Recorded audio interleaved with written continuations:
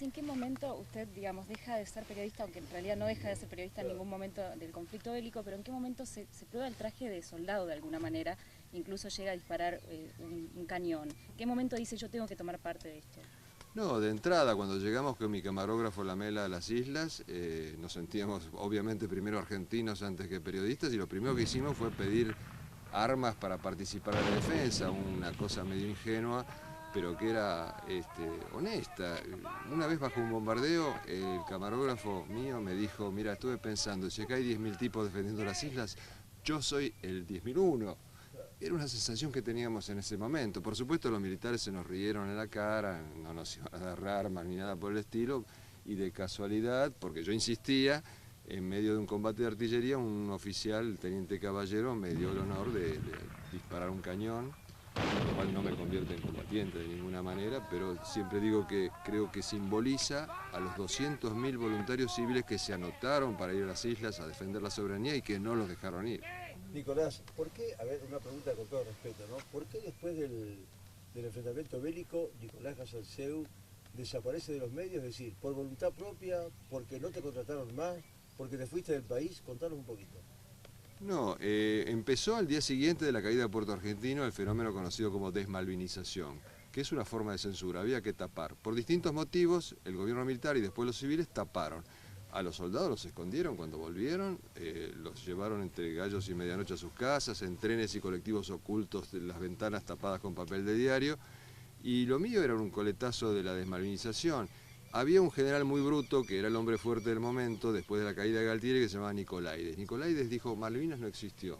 Y yo era un recordatorio viviente de que sí existió. Entonces ya en el gobierno militar me sacaron del noticiero, me hicieron una campaña de difamación, y después por otros motivos esto siguió con el gobierno de Alfonsín, y yo aguanté hasta el 90 en el país, pero un hombre puede vivir sin cualquier cosa menos sin trabajo, y a la tercera oferta de trabajar en el exterior me tuve que ir. Nicolás, usted dijo algo sumamente importante iniciando esta charla que estamos teniendo, que es todavía no conocemos la historia de Malvinas, que hay como dos decires. Entonces, ¿qué piensa en esos dos decires del informe Rattenbach, por un lado, y por el otro lado, quiero que profundice un poco más este concepto, porque se están criando generaciones de jóvenes que pasan por las escuelas y a veces no se le cuenta bien Malvinas o no se le cuenta directamente? Bueno, la cuestión pasa porque nosotros primero somos un pueblo tremendamente exitista, obscenamente exitista. Como perdimos la guerra, yo siempre estuve en contra, un motivo de ocultamiento. También la propaganda triunfalista en ese momento frustró a mucha gente, porque mucha gente se entregó de corazón a la causa, juntaba dinero, las mujeres hacían comida, mantas, etc. Y era como que estábamos a punto de entrar en Londres y de repente nos rendimos. Eso fue una frustración, la gente se sintió engañada, eso también fue un motivo de la desmalvinización. Encima, las intenciones ideológicas de demonizar a las Fuerzas Armadas in totum.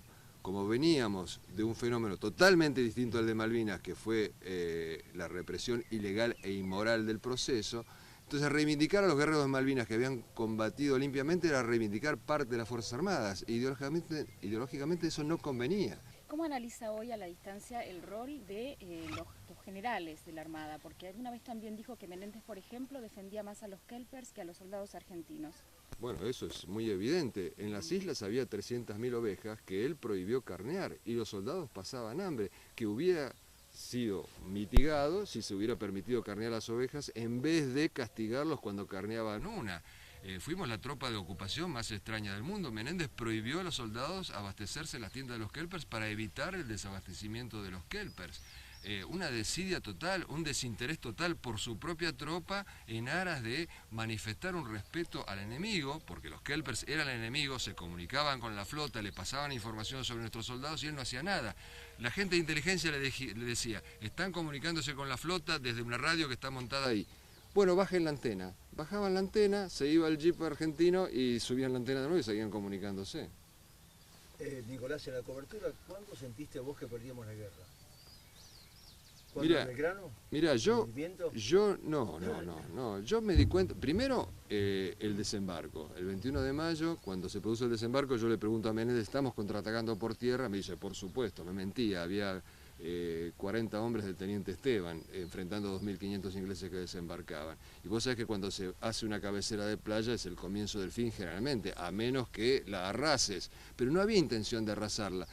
El 8 de junio, que es conocido como el día más negro de la flota inglesa, desembarcan en Bahía Agradable, la aviación argentina les cae encima, los quema vivos literalmente, era a 20 kilómetros de Puerto Argentino. Yo ese día conté los helicópteros que teníamos 12 helicópteros, Menéndez no mandó un soldado para rechazar ese desembarco. Menéndez llegó, y los generales todos llegaron ya rendidos a las islas. Los que pelearon fueron los oficiales jóvenes, los suboficiales y los soldados conscriptos. Los generales nunca se jugaron y los almirantes menos.